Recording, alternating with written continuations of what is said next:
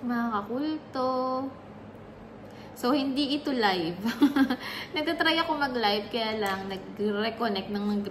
Parang unstable yung namin, yung internet. So, wale. Tapos, kakatapos ko lang mag-edit ng video sa 5. And, ayan.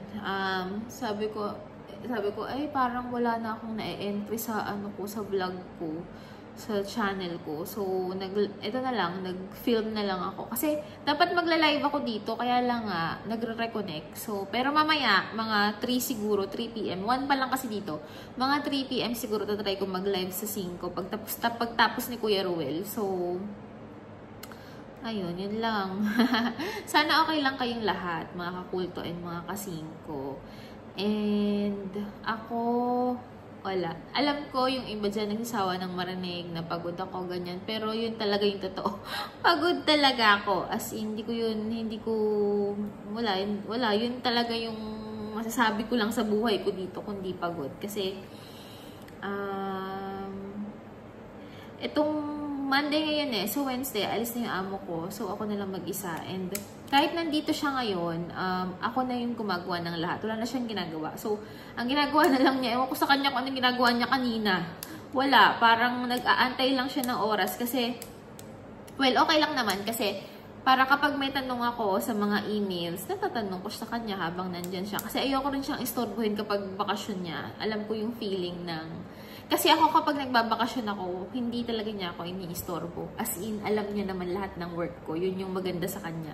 Pero ako kasi syempre, may amo siya, nasa kanya pa rin lahat ng approval. So, tinatanong ko siya. So, nag-work pa rin siya. Tsaka syempre, yung mga may-ari, kinokontak siya. So, hindi siya katulad nung parang ako na nakakapagbakasyon talaga ng walang iniisip siya kasi talagang kawawa din siya. So, iniintindi ko na lang siya. Anyway, malapit na yung bakasyon ko, mga kasingko at mga kakulto. Siguro mga first week ng June, nasa Pilipinas na ako. And ang dami kong gagawin noon.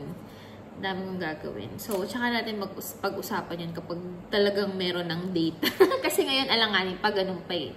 Lalo na may nag-start na naman ata yung bombahan sa sa bansa nila ng mga ganito, 'di ba? Nagbombahan na naman. So, nako, baka mag-extend na naman yung amo ko ng hindi inaasahan. So, mapapausog yung vacation ko. Yun yung yun yung mahirap na kapag hindi ako makapag-plot ng vacation ko dahil sa kanya. Lalo na ngayon, dikit yung vacation naming dalawa. Parang magkikita lang kami ng 2 weeks para mag-turnover kami ng mga trabaho and then ako na yung aalis. Ganon.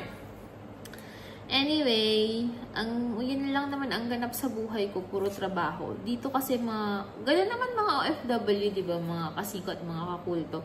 Parang, ang life mo lang is trabaho, bahay, trabaho, bahay. Swerte na yung may mga nakakagala, yung mga may galaan, nakakagala, nakakapag-shopping, ganyan. Ako wala. Nga lang dito.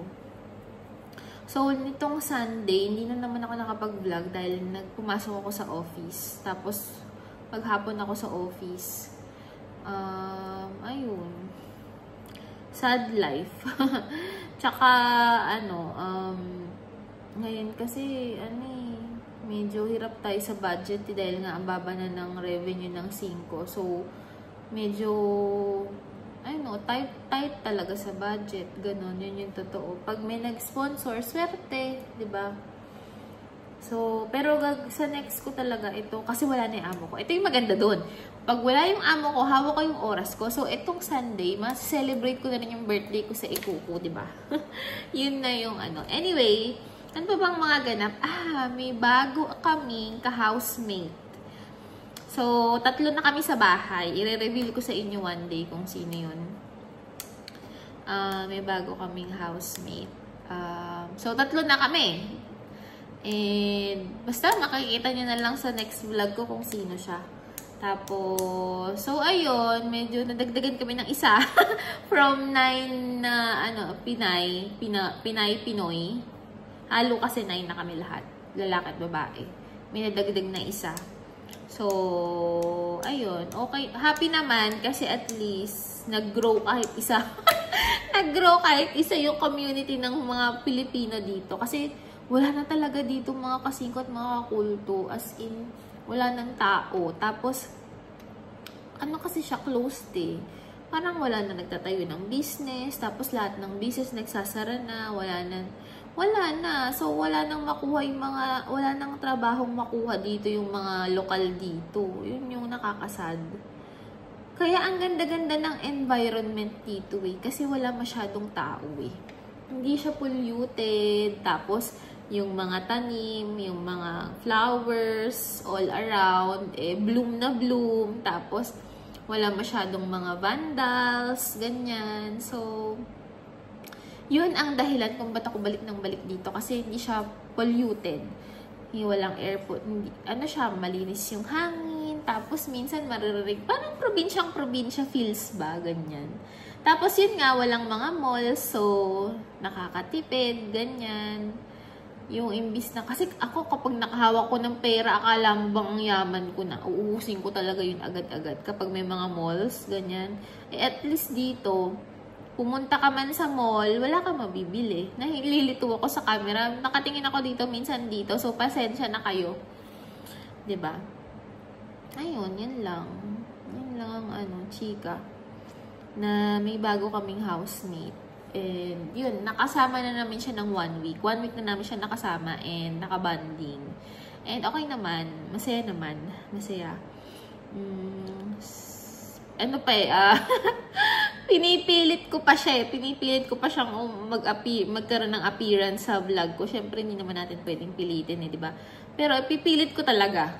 Di ba? Kasi, siyempre, wala naman akong dito. Walang ma-vlog, ganyan. Ang hirap kaya mag-vlog dito.